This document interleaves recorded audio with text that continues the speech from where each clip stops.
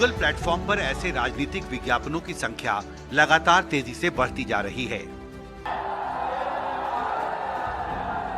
लगभग हर राजनीतिक दल ऐसी तस्वीरों और वीडियो कंटेंट के जरिए मतदाताओं तक पहुंचने की जद्दोजहद में जुटा है।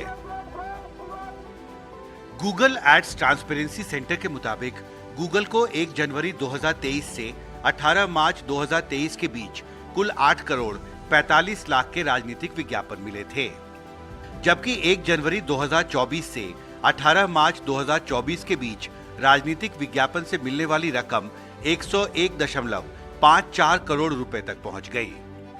यानी चुनाव करीब आते ही इस साल राजनीतिक विज्ञापनों पर खर्च करीब 11 गुना तक बढ़ चुका है। अगर एक्स, फेसबुक और इंस्टाग्राम जैसे प्लेटफॉर्म्स को भी जोड़कर देखा जाए तो राजनीतिक विज्ञापनों पर खर्च इससे कई गुना ज्यादा होगा। लेकिन आने वाले समय में ये और बढ़ने वाला है, क्योंकि अभी तो 15 मार्च तक करीब 100 करोड़ रुपए का पॉलिटिकल एड स्पेंड सिर्फ गूगल पे दिख रहा है अभी। सो अगले 1 महीने 2 महीने में क्या करने की जरूरत होगी आपको लगता है इस पूरे प्रक्रिया को मैनेज करने के लिए? देखिए, ये अभी तो आप गूगल एड स्पेंड की बात कर रहे हैं, फेसबुक पे होगा, ट्विटर पे होगा, इंस्टाग्राम पे होगा और पता नहीं कहाँ कहाँ होगा।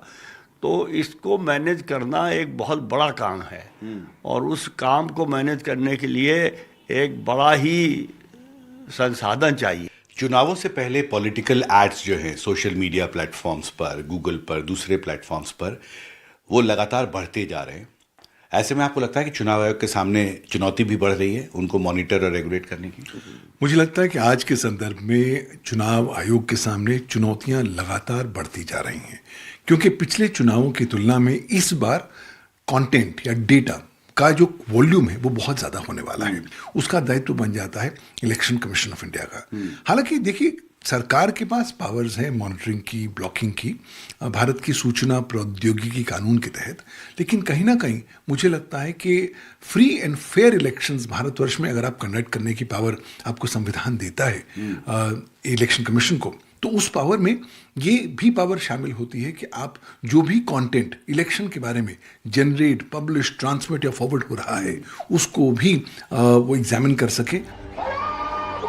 हाल के चुनावों में सोशल मीडिया और इंटरनेट पर चुनावी विज्ञापनों के राजनीतिक कंटेंट को लेकर चर्चा होती रही है। 2024 के लोकसभा चुनावों के दौरान चुनाव आयोग के सामने चुनौती सभी दलों और उम्मीदवारों के लिए सोशल मीडिया और इंटरनेट पर एक लेवल प्लेइंग फील्ड सुनिश्चित करने की होगी।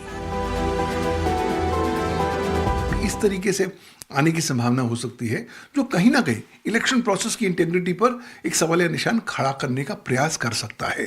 तो हमारा एक वॉचडॉग होने के नाते इलेक्शन कमीशन क्या करेगा, ये एक इफेक्टिव और कंस्ट्रक्टिव अप्रोच इलेक्शन कमीशन को अपनाना पड़ेगा। जो पावर्स उसके पास संविधान के तहत हैं उसको मद्देनजर रखते हुए, भारत के सूचना प्रौद्योगिकी कानून के प्रावधानों को मद्देनजर रखते हुए नए प्रकार के रूल्स एंड रेगुलेशंस लाने पड़ेंगे। आपको लगता है चुनाव आयोग के लिए एक चुनौती होगी इतने बड़े स्तर पे कंटेंट को मॉनिटर करना? ये जो डिजिटल स्पेस है, ये कंपनियां अपने आप में ही करती हैं जो करती हैं, किसी का कहना तो मानती नहीं। और इनको मॉनिटर करना, इनको कंट्रोल करना, इनको ये कहा जा सकता है कि तुम अपना कंटेंट हटा दो। ये कब हटाती हैं, कितना हटाती हैं, और वो इंडिया में हट गया, विदेशों में तो नहीं हटा।